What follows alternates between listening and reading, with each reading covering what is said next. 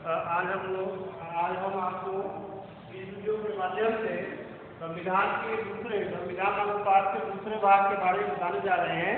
इसमें जो लोकतांत्रिक गणतंत्र है कि एक लोकतांत्रिक गणराज्य का विचार प्रस्तावना प्रस्तुत करता है। यह न केवल राजनीतिक बल्कि सामाजिक दृष्टिकोण से भी लोकतांत्रिक है।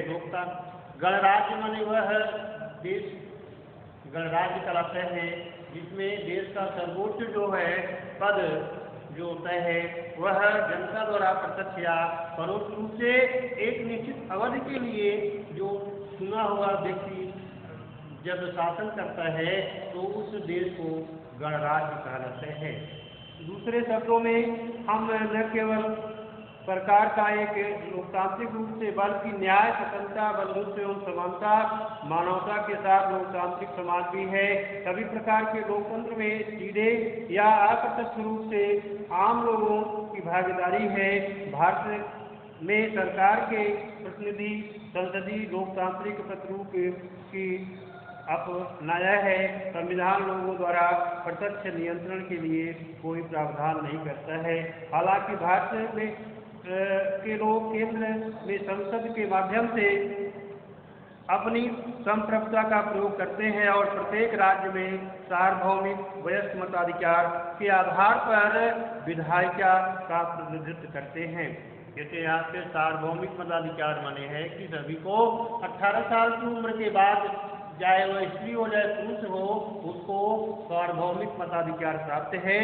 और यहाँ पे उस सार्वभौमिक मताधिकार के द्वारा जो हमारी जो विधायिका है, संसद है, उसके चुने हुए प्रतिनिधि शासन व्यवस्था को संचालित करते हैं। प्रस्तावना में सामाजिक और आर्थिक लोकतंत्र की भी परिकल्पना की गई है। राजनीतिक क्षेत्र में समानता प्रत्येक वयस्क नागरिकों को स्वतंत्र रूप से मताधिकार प्रयोग करने की शक्ति देती है।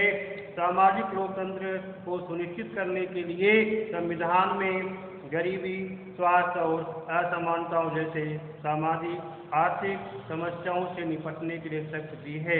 न्याय, जैसा कि हमारी प्रस्तावना में कहा गया है कि हमारे संविधान का उद्देश्य सभी के लिए सामाजिक, राजनीतिक और आर्थिक न्याय हासिल करना है। सामाजिक न्याय का अर्थ है कि जन्म, जाति, लिंग या धर्म का कोई भेदभाव नहीं हो। भारत को एक कल्याणकारी राज्य के रूप में देखा गया है। आर्थिक न्याय का अर्थ है कि अमीर और गरीबों के बीच का अंतर बंद हो।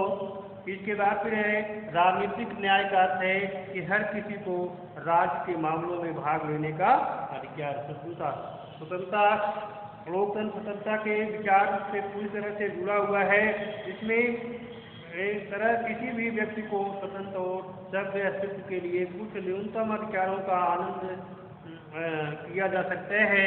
इन अधिकारों का प्रस्तावना के लिए अभिव्यक्ति, मान्यता और पूजा की स्वतंत्रता के रूप में उल्लेख किया गया है। स्वतंत्रता का अधिकार असीमित नहीं हो सकता है, इसलिए उसके पास कुछ प्रतिबंध है, कुछ कर्तव्यों इसके साथ संलग्न किए गए हैं। समानता, हमारे संविधान के उद्देश्यों में से यह एक है कि समाज के सभी व्यक्तियों के लिए समान स्थिति के अवसर की समानता सुनिश्चित करना है। समानता धर्म, जाति आदि के आधार पर व्यक्तियों के बीच भेदभाव को दूर करना है।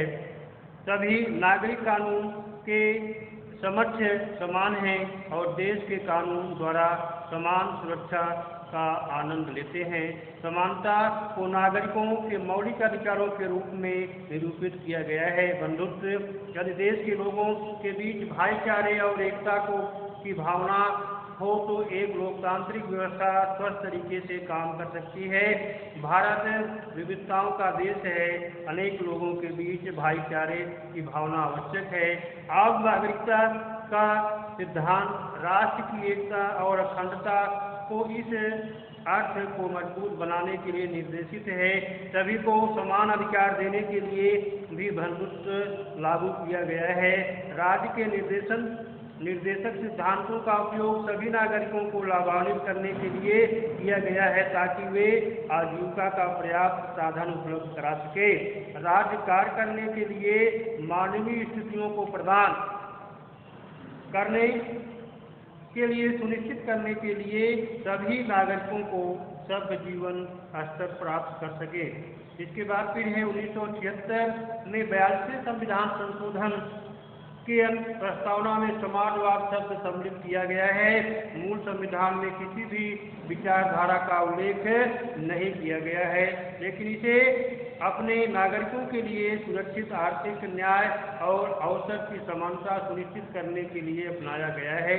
भारत में समाजवाद को अपनाने के लिए निजी संपत्ति समाप्त नहीं हुई है, न ही यह उत्पादन के सभी तरीकों को का राष्ट्रीयकरण किया गया जैसा कहीं और किया गया था।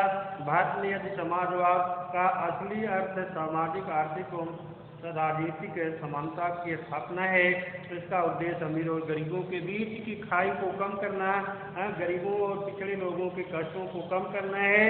धर्मनिरपेक्षता है। धर्मनिरपेक्ष शब्द की प्रस्तावना में 42वें संशोधन द्वारा सम्मिलित किया गया।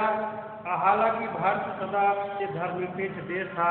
भारत जैसे देश के भाईचारे और एकता की धर्मनिरपेक्षता के नींव पर ही बनाया जा सकता है। यहाँ पे धर्मनिरपेक्षता का अर्थ है धर्म के आधार पर भेदभाव न हो, अनुचित है और न ही राज्य द्वारा इसका पालन किया जाता है। धर्म के भेदभाव के बिना समानता का आश्वासन दिया जाता है। सभी को विश्वास, पूजा और मान्यता की स्वतंत्रता की अनुमति है। राज्य सभी धर्मों के प्रति निष्पक्ष होते हैं।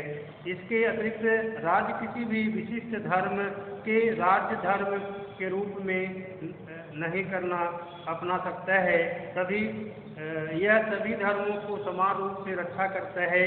राजनीतिक कारणों के लिए धार्मिक भावनाओं को भड़काना निषिद्ध है।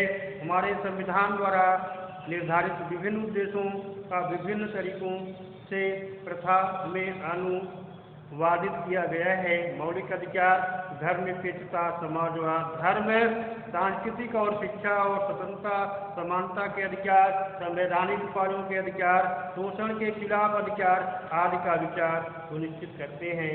संविधान यह भी सुझाव देता है कि सरकार को महिलाओं, बच्चों के साथ कल्याणकारी योजनाएं तैयार करनी चाहिए जिससे उनका स्वास्थ्य, शिक्षा और रोजगार की सुविधाएं प्रदान की जा सके।